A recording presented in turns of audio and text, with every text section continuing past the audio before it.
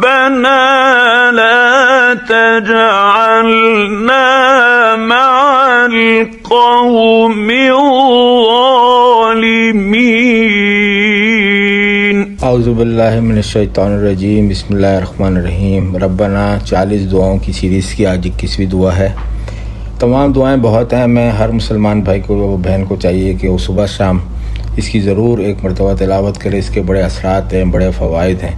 اللہ تعالی ہم سب کو اس سے مفید فرمائے، آمین یا رب العالمین۔ اس دعا کا ترجمہ یہ ہے: اے ہمارے رب، ہمیں ظالم لوگوں کے ساتھ شامل نہ کرنا۔ یہ دعا اصحاب الاعراف کی ہے، جو قیامت کے دن جنت اور جہنم کے درمیان ایک بلند مقام اعراف پر ہوں گے۔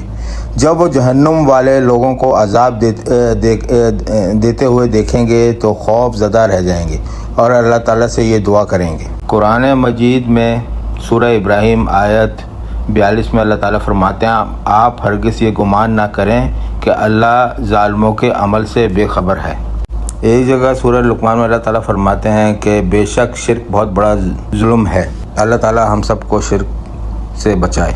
یہ دعا صالحین کی دعا ہے۔ یہ دعا ہمیں سکھاتی ہے کہ مومن صرف دنیا میں برائی سے بچنے کی دعا نہیں کرتا، بلکہ آخرت میں بھی ظالموں کے انجام سے اللہ کی پناہ مانگتا ہے۔ حضور صلی اللہ علیہ وسلم نے فرمایا: ظلم سے بچو، کیونکہ ظلم قیامت کے دن اندھیروں کا سبب ہوگا۔ اللہ تعالیٰ ہم سب کو ظلم سے بچائے، آمین۔ اس دعا کے مفہوم اس بات کو واضح کرتی ہے کہ مومن اللہ تعالیٰ سے دعا کرتا ہے کہ اسے ظلم اور ظالموں کے انجام سے محفوظ رکھے۔ حضور صلی اللہ علیہ وسلم نے صحیح بخاری کی حدیث میں فرمایا کہ اللہ ظالم کو مہلت دیتا ہے، لیکن جب پکڑتا ہے تو پھر چھوڑتا نہیں ہے۔ اصحاب الاعراف جب جہنم والوں کو دیکھتے ہیں تو خوف سے کانپ اٹھتے ہیں۔ وہ اللہ سے دعا کرتے ہیں کہ انہیں ظالموں کے ساتھ نہ ملایا جائے۔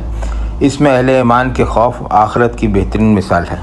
دعا سے معلوم ہوتا ہے کہ مومن ہمیشہ اللہ سے حسن انجام، اچھا انجام کی دعا کرتا ہے اور برے لوگوں کے انجام سے پناہ مانگتا ہے۔ اس دعا سے حاصل ہونے والے اسباق یہ ہیں کہ ظلم سے بچنا ہر مسلمان کے لیے ضروری ہے۔ قیامت کا خوف انسان کو نیک اعمال کی طرف راغب کرتا ہے۔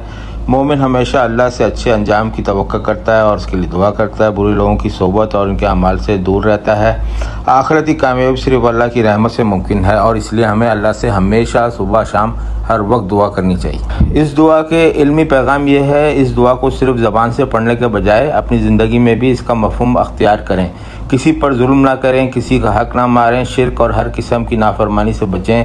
اللہ سے دعا کریں کہ وہ دنیا میں بھی نیک لوگوں کے ساتھ صحبت عطا فرمائے اور آخرت میں بھی صالحین کے ساتھ اٹھائے۔